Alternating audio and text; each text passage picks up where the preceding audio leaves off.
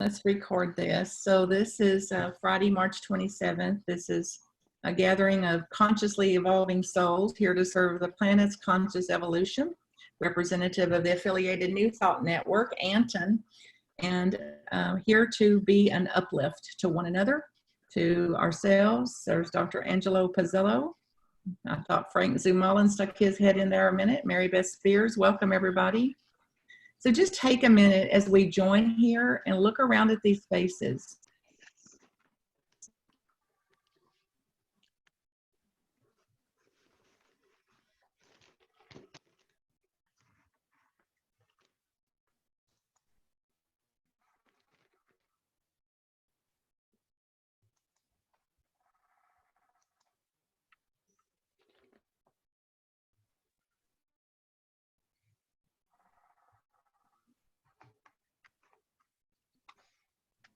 And get a sense in your body of what this consciousness that is here represents, the consciousness of these people. And decades, in most cases, decades of spiritual mind treatment, spiritual study, of prayer, of practice, of teaching.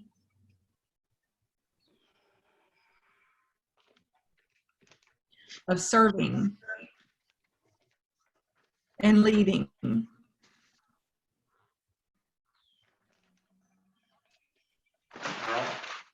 What you have created and co-created.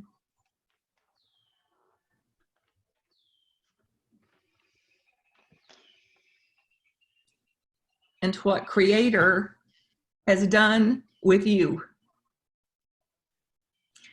and done through you.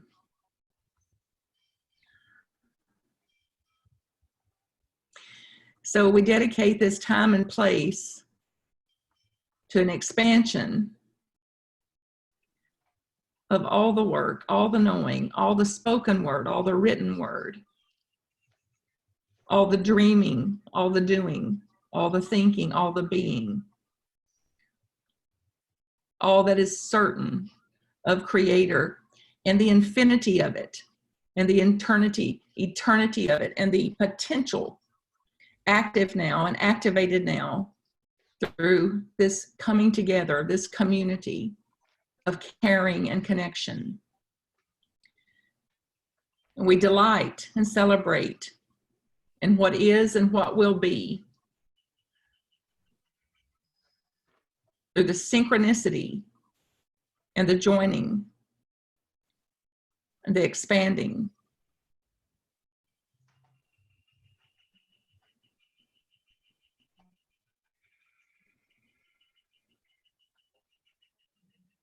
We give great thanks and big, bright, beautiful tail wagging joy for each and every soul here and for what we know is the next greatest iteration of ourselves, of each other, of our centers, of the way we serve, and of humanity.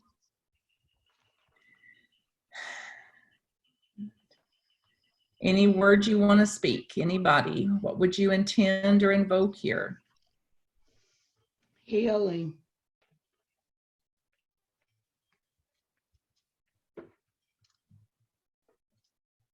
Rest. Peace. Divine intention. Love. Gratitude.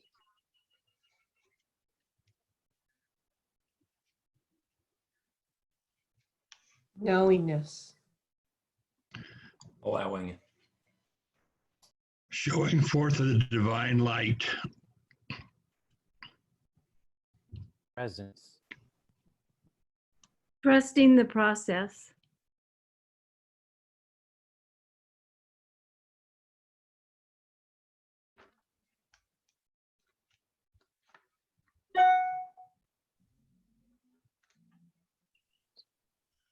A big deep breath.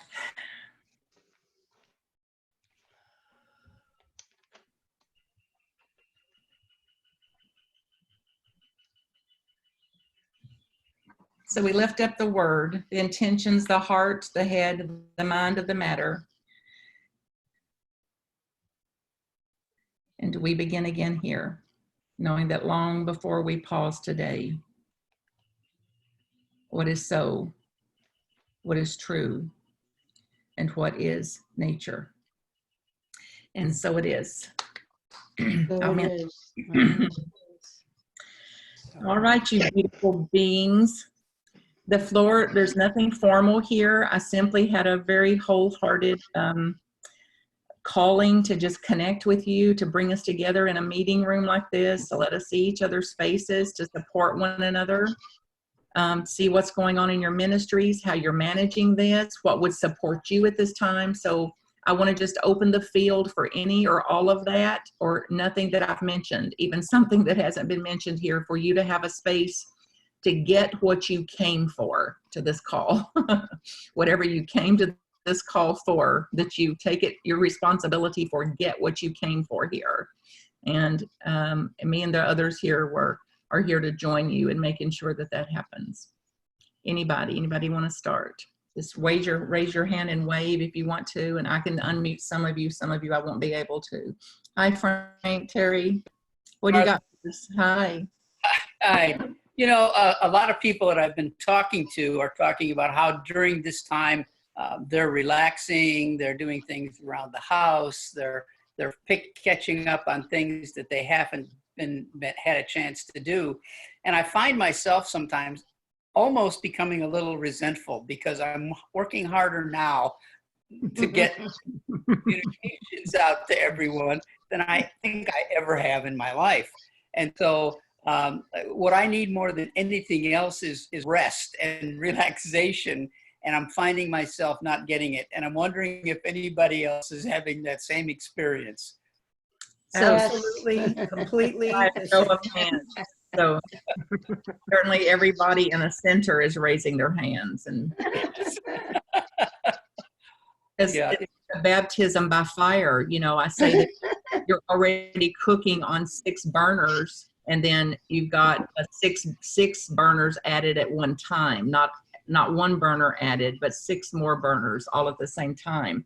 And that caused us to have to do things that we're not all that in preference of, things that we even claim that they're not our skill set, or that's not my gift or anything. And this thrown out into this technology world and into this virtual world that became a requirement sooner than anybody wanted to, particularly Frank. And that's your point. I believe that it's like we're able to cook on those 6 burners at once. You know, we can keep 12 balls juggling pretty well, but when one other big ball gets thrown in that 12 of juggle, it's like it borders on, okay, something's got to give here. So exactly. Some of the things yesterday that came through the call that I led with another group of ministers was that they have to get more specific. They were getting frazzled about too much screen time and too much electronic time, and having to shift too much into the virtual world. And one of the best practices that came out of that was to use your recordings multi-purposed. So instead of recording 6 things, record 1 or 2 things and use it 6 times, or use it 6 ways. And I've been doing that for years. So it's just kind of a pattern for me, but it hadn't occurred to me to mention that. So wherever you're recording something, whatever service you're doing, then use it in multi-purpose ways so you don't have to keep doing it 6 times over. Okay. The other thing was some of the ministers encouraged us to quit trying to be slick. Quit trying to be actors and actresses, and quit trying to make a big TV production out of this, and to get really back to grassroots, and back to turn your doggone phone on and push play, or turn your phone on and push record, and then do with that whatever you can do. And they agreed, all 3 of the other ministers' meetings all agreed, and I wrote them down. They meant so much to me, that the only important thing about these productions that we're doing, besides coming out of trying to make a slick production, is to make eye contact with the camera, be as close to the camera as you can, make eye contact with the camera. So if you're going to be reading, keep whatever you're reading up in front of you so you're not fumbling and looking around and all that. To keep your face lit, and the difference of them being able to see you, for example, and the difference in having a face lit, the difference that it makes. And then to have, so eyes to the camera, face lit, and heart open. And that was the general consensus that that's what matters the most, not how our productions came off. And I even laughed and teased at the end of our life, nobody's going to be at our funeral saying, you know, they could really do recordings well. We're going to be saying they were there for me when I didn't know which end is up. And they were there for me when I was the most scared, or when I went to doubt. So let's remember the calling. So do whatever you've got to do. Also, Frank and all the rest of you, to take extra rest, ever what that is, to just lay down longer. One of the things yesterday was this, most of us have a mind that wants to hear it and study and listen and see what they are saying and what they're doing. And I found for myself, if I just laid down and listened to that, it didn't take hardly any energy. But if I sit up like this and get into the computer and try to listen here and try to track everything they're saying and write it down and make notes, it was maddening. So just listening instead of participating in all of it saved a lot of energy for me. And I had to, running at this bandwidth, I wouldn't be able to do it if I didn't adjust something like that. Thank you, Martha. That feels very helpful. Yes, thank you. Yeah, Thank you're welcome, honey. Thank you. Angie, anything, honey? Yeah, I've been meditating on this. My firm belief is that everything that happens to us benefits us in some way, hidden way that we may not know. And I came to the conclusion that we're being benefited with this catastrophe that we assume is a catastrophe, that out of all this will come what I consider a new normal. I think it's going to push I think the universe, I know the world, into a new normal. What that means is that love energy, it's showing us that we need to be together. We need to be one in all that happens to us. We need to help each other and love each other and take care of each other. And we're really being pushed into this with this so-called coronavirus situation. And I don't know, you look for the good. And I've been meditating on it. I came up this morning that, you know, even my car wouldn't start today. Isn't that, we have one of those that don't have a key. And I said, what the universe? I need to go check things out at the office. And so Stella tried to start it and it won't start. I said, gosh, I'm homebound. I can't even go check my mail. But anyway, the bottom line is I think we need to realize what's going on, use our human powers. We have to bring heaven and earth into the situation. We need to, we always say, treat and move your feet. We need to be moving our feet, which we're doing. We're staying home. We're trying not to do the physical necessities. We also need to stay spiritual and look at it as everything that happens to us, if it's all good and it's all God, then everything that happens to us has some ultimate rationale behind it through the intelligence of the universe. And I think that what we're going to experience is through all this negative crap that's been going on over the last few years. I'm not going to mention 3 years because it's political, but anyway, everything that's happening to us as benefiting us through this emergence of a new normal, where more and more people will understand the love nature, working together, the oneness of all that we are. And anyway, that's what I don't want to be preaching, but that's what I came up with. You asked, so I told you. And the faces here reflect that preaching was welcome, at least from you. So I see Margaret out there. Margaret's an awesome being in my life. Hi, Margaret. Hi, Angelo. I love you. I love you, Stella. I love you too, Mark. what else are you doing? Let's look at that. How are you resting? How are you balancing this energy? How are you running this bandwidth, this new bandwidth. How are you doing that? And Are you asking me, Martha? everybody, Oh, anybody. everybody? Oh, okay. Mhm. I am learning that I don't necessarily have to work 6 days a week. And the open door policy is okay, but we need to kind of trim down on that as well. And that I need to take care of Angela and Stella. So anyway, and I'm also learning that, that we have to really bring our own needs into play as well. Otherwise we get exhausted. And so that's what I'm learning. I'm also learning that when people are home, I'm like Frank, but we've never worked so damn hard. Our staff's working at home, and I've had more people wanting classes, wanting to enroll, because people are stuck at home, and so they have plenty of time on their hands. What they don't realize is I'm at home too working, and therefore I can't be Johnny on the spot with everything. I've got 7,000 or 8,000 files at the office that I can't access right now if I'm at home. And therefore, don't ask for your transcripts or whatever it is you need from me. It's not possible. So anyway. Well, that speaks, Angie, to having a new set of boundaries. It's like not now, not now. And if there's a way then to give them some coursework without having to cross all the T's and dot the I's or something. That's like learning for ourselves about that. So new boundaries came to mind, and I've really had to pull them out myself and to say, and it's a very, very bitter pill for me to admit that I have a limit. And that's the reality of it in this, although we're unlimited. Well, I feel that we at Emerson, we taught immediate gratification for our students, so they expect immediate response. And this is showing me that, no, we need to get back into the idea that, it takes time to get this or that, and just be patient and don't demand an instantaneous. Our problem is I've always been Johnny on the spot. Our staff has. We respond immediately. If I'm at the office and every other people are there, I get the call. And I'm immediately the person to deal with. And I've needed to learn that that's probably not working in today's world. So anyway, it's all good. Thank you, honey. Others, how are you resting? And you can put it, there's a little chat thing down at the bottom, on the bottom toolbar. It says chat. If you want to go type it in, I've already put some resources in over there that came in with some people wanting some youth and family lessons.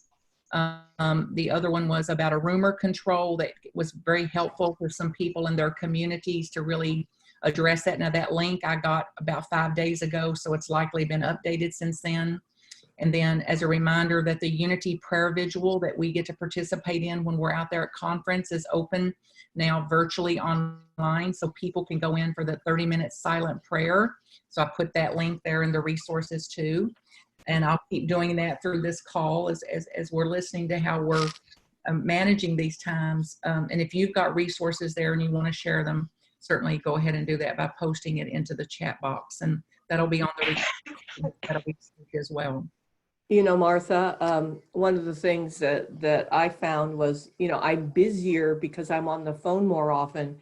And when Angie talks about setting boundaries, I found I had to really start setting boundaries for myself. I mean, to come out of my office like last night and sit down with my husband at 8:30 in the evening and say, I need to quit work at the moment, and I think that is the thing.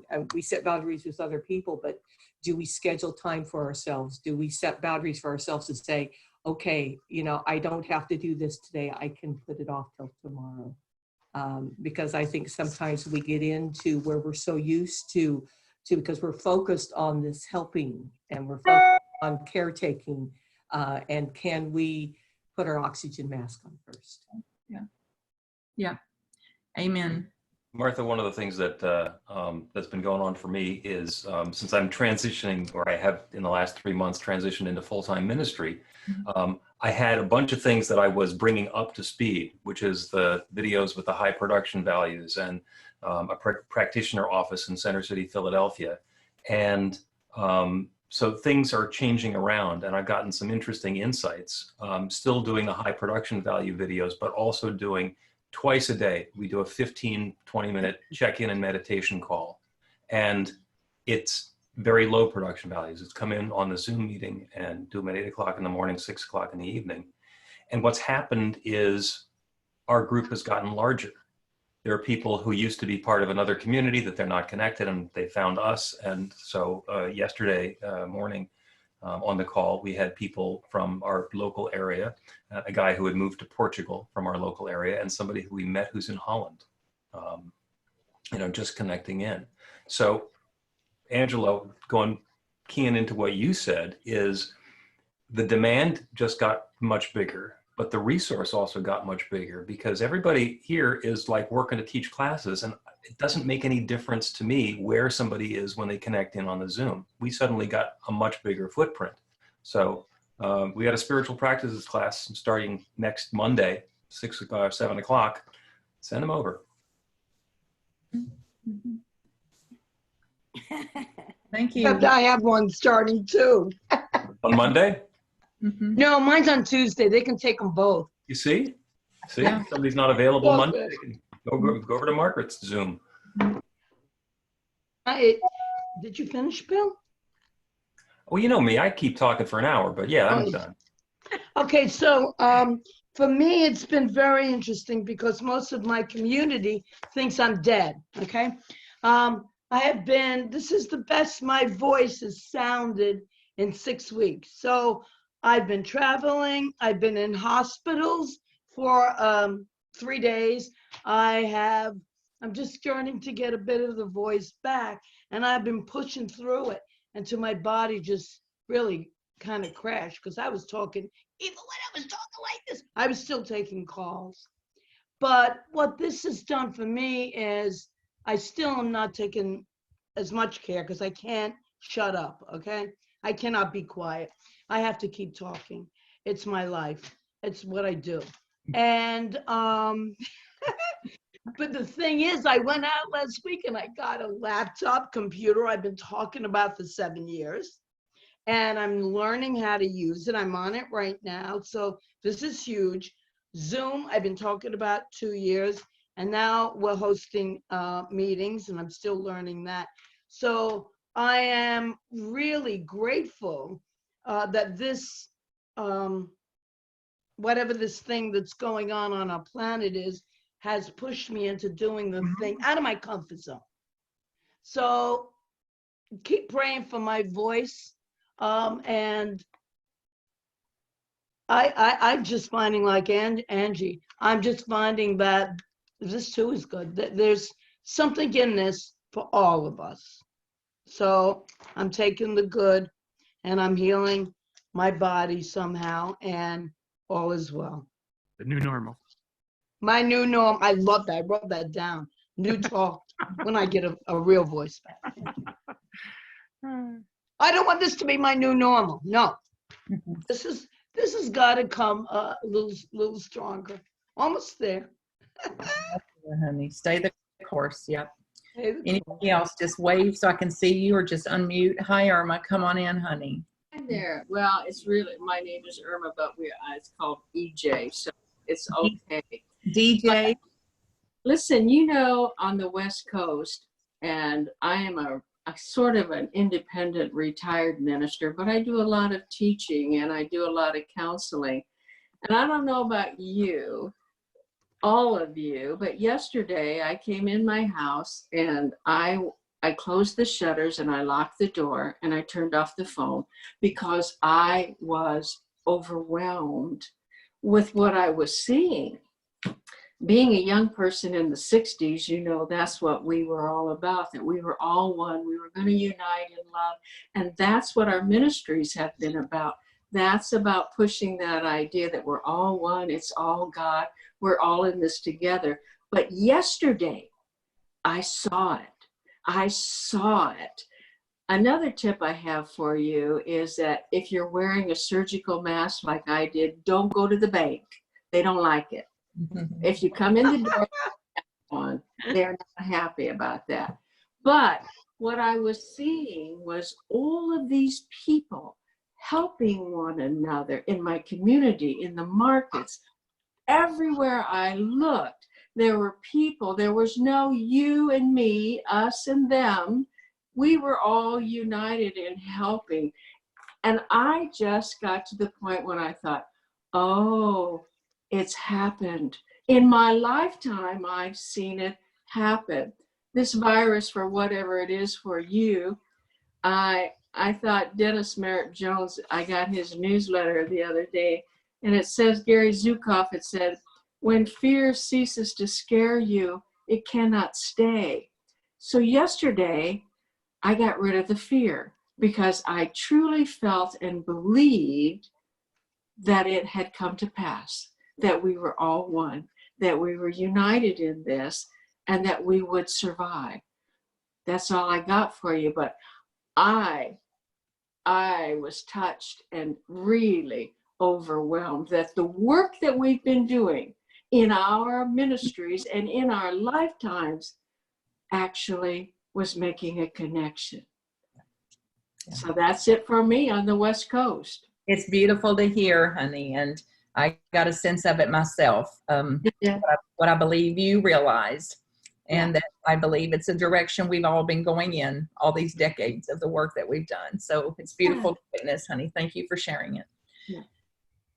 That last resource I just posted in the chat room is from Greg Braden. I don't know if any of you are into him and his teachings. He's a scientist for 40 years, and he had laid out in about 45 minutes some very helpful factual things about virus, the nature of virus, and some what do we do from here. So I listened to it early this morning, and I just put it up there in case some of the folks in the community said that they've been helped by understanding what it actually is and being able to settle their intellectual mind to be able to connect some dots on that without trying to be a scientist. So I've got that in one other document that the ministers group offered that is from a doctor, actually a nurse practitioner, that just kind of put it in layman's terms that was helpful for some of the communities to be able to read something that kind of made a little more sense.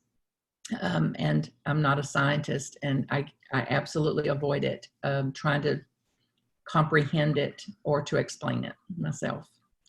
Okay, what else, others? Anybody? What do you want to share? What are you noticing? What are you here for support with? Or for?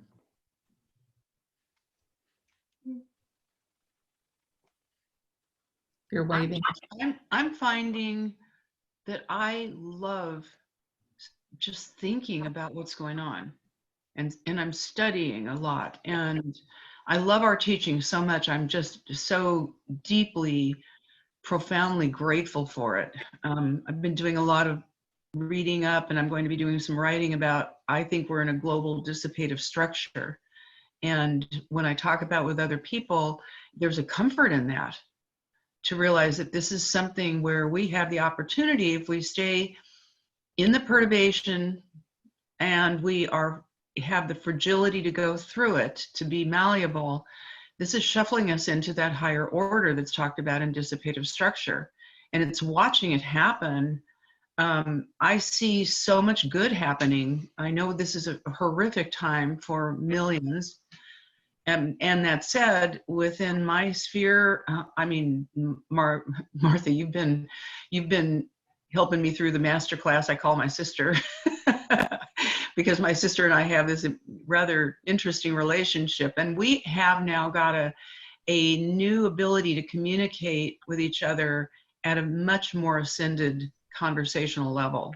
Rather than trying to figure out how to fix her anxiety, etc. We actually get on the phone every morning, Michael and Susan and I, and we do the daily lesson of the Course in Miracles, and then we treat, and then we read some metaphysical writings together. And through the day, because she's alone in California and has her moments of being terrified, she's also having moments where she feels really uplifted. A lot of my ministry these days has been toward my family. And I'm seeing so much evolution in my own personal family and in my sphere, you know, but I mean, I think we're in a bubble of new thought, and I love our bubble, and I love making it bigger, and I'm seeing it getting bigger. So, and I just also love Zoom. I'll share, we got on a call last night. I actually got on the call with the Unity Northwest minister, Elizabeth Mora, And she just had some of her folks get together and just have fun on the phone. And we played around together on the setting on Zoom, because I'm still learning it, where you go to video settings and you can change your backgrounds and you can do all kinds of fun stuff. And I discovered you can make yourself go upside down on Zoom. But it was so much fun. It was like playing with the stuff, you know. It's like in cyberspace, there's no dimension. And so we are all one together. It's just the most amazing phenomenon. So I go through my moments of, you know, being way down on the bottom rung of Maslow's ladder and then trying to climb back up. And, you know, this first couple of weeks, we're just really trying to figure out how we were going to make it through, you know, physically. The other thing I'm working on too, everyone, is I'm knee deep with Reverend PJ Stanley and Reverend Jerry Troyer and Reverend Allie Benjamin, and we're working on the brand new ANTN website, which is going to go live on April 8th. So that's just really thrilling, and you're going to love it. It's going to be wonderful. So I'm just grateful for everybody, so grateful. And anyway, there's other things cooking up, but I see such amazing things going on. And I also, the last thing I'll say is I'm really working on being on a need to know. Like I'm trusting that what I need to know, I will know when I need to know it. So I'm turning on the TV a lot less right now and checking the news. Anyway, I love you guys.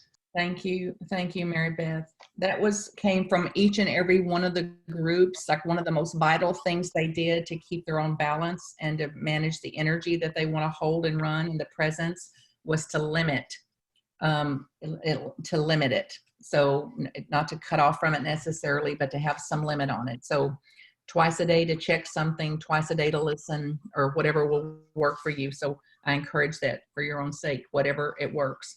And one of the things I read this morning for my own daily kind of direction was, you may have to do a few things you don't want to do. We may have to grow up a hair. Or 10 here, apparently. Anybody else here? Martha. Frank, Yesterday I was at the office working on our video equipment, trying to iron out some glitches with our Zoom from the office. And someone knocked on the window. I opened the door and it was one of our congregants. And she stood out in the parking lot, and I stood in the doorway, and she talked to me for about 15 minutes. And what she expressed was how lonely she's feeling, even though she has a husband and a son. They both work for Trader Joe's, so they have to go to work every day. And she's stuck at home, unable to do her healing business. And I realized that one of the things that's happening for a whole lot of people is, as we socially distance, we emotionally distance. And it can be very frightening. It can be very uncomfortable for people to feel emotionally distant from other people, especially if they've had a community that they're a part of. And Terry shared with me that someone that she works with had a birthday, but was of course, in lockdown here in California. And her son and daughter gave her a birthday dinner on Zoom. Yes. They all had dinner at the same time, and they sat down together and had dinner together on Zoom. And I was thinking, what a wonderful thing, a wonderful way to have a community dinner. And anybody who wanted to come, just come on Zoom, and all of us eat at the same time together and sit and chat and talk. And I'm still mulling in my mind how I'm going to do that. But it struck me that that's a wonderful way for people to get out of this emotional distancing that we're doing in spite of our social distancing. It's a brilliant idea, Frank. I've heard several reports of it. Mary Beth actually did it with her family, her son and grandchildren and all that. And Allie Benjamin did it with her son's birthday and her grandchildren and all that. And they had cake and food and played dice games and everything else as though they were right there in the same house. So, and I got to do the service with Reverend Carol and her community last week, and we were We did, she had somebody singing from her house and somebody else reading the daily mind treatment and all that from their house. And then a portion of it for talking for me, in that case, the guest. And the most heartening part about it all was the fellowship that went on after that church service. So when the church service closed, those people stayed on there for, she finally cut them off, I think, after about 30 minutes. But that was where they were going, oh, it's so good to see you. Oh, is that your little kitty? Oh, let me see. Is that your little puppy? Oh, what's its name? Oh, my God, I haven't seen you since your treatments were over. Oh, you look so good. Oh, I love how you were dancing in your chair today. So there was church after church. And that's what it's really about. The ministry is about that. So any creative way to get two or more gathered and to have a face and a voice. And it's certainly easy enough that I tested this Zoom 5 years ago when I started this online virtual training. And I know the people that I was bringing online still operated off flip phones, many of them. So anybody can get on Zoom with a little 5 minutes or 15 minutes of tutorial. And I posted over there in the chat of all these free live video trainings for Zoom, so that can be sent out to the folks too. So I encourage you, building community any way you can. Fun things, dance parties. Some of the folks are doing happy hour where they get their bottle of wine out. If you drink and like pour up your wine, and what are you drinking and where is it from and what's grape, and who cares, and they're having their own little happy hours and Sunday service sessions and birthday parties and everything else. So everything we formally did together, for now, this is the way to do it together. And Frank, you raised a very important point that some introverts are delighted at having some time inward and to be able and being cut off from some of this. And even ministers very emotionally shared that they're really aware now of just how much they never liked hugging, and they had to hug because it goes with the territory. So there's some of that happening, and then the ones that are literally coming undone without it, without the tactile, without the physical touch, without the expressions of it, and to be so that it'll be cool to be home for a day, past in about a day. One of the ministers up in Michigan said, I swear to you, I was that close to jumping on top of the Federal Express man when he came and just hugging him. And how shocked she was at just how undone she was by being home and not being around her peeps. And not in an environment of energy and activity where she gets fed by that's been a source of her energy building, a source of her vitality, and then that source has been set aside for now. So the polarities of the people, and then how much we can bear, even for introverts, there'll be an edge to that, of where this inward time gets a little too inward. And then that has its own anxiety level too. So we're witnessing all, I believe. Anybody else? How can we support you? What are you doing that works? There's a thought that's been percolating around in the group that I'm dealing with. We keep on talking about the new normal. We're not going back to the way things were before. I mean, it's just not going to happen. This is the changes that are going on now are cataclysmic. And if I were to think of a group of people who's good at looking at a situation and setting an intention for what is going to come next without necessarily having to work out the details, this is the group. So whatever that next new normal is, we get to create it. So to find a time to describe for yourself. I mean, do we need to go back to locking children up in cages, or any of the yeah, okay, we'll get through the pandemic and then we'll be back to global warming. Maybe there's something different that can come next, and I have no idea how it's going to happen. The description that I saw was once again about the chrysalis. So the caterpillar goes into a feeding frenzy that it doesn't know why it's doing, and then goes into the cocoon and dissolves into goo. And then there are imaginal cells that are the first glimmer of what the butterfly is going to be. And then it recreates itself as a butterfly. So when I got to the part about imaginal cells, that's what we do. That's what we, as our teaching and as our entire practice, is all about. So let's get imaginal. Yeah. Even beyond what we think is imaginal. Yeah.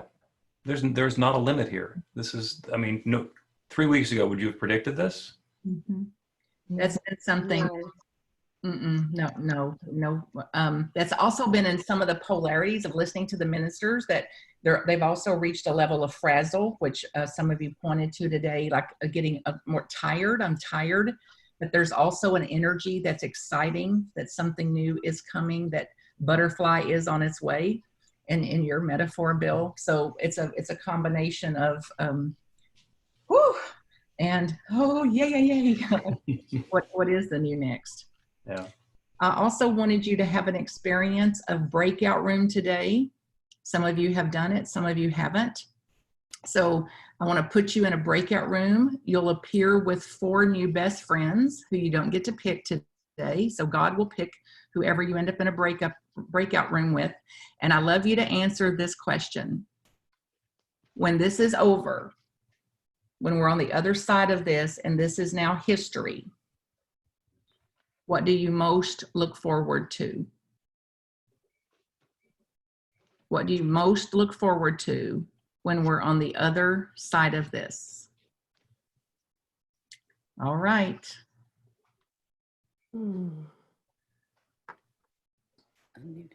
Here you go. Host is not, oh, look at you. Ah.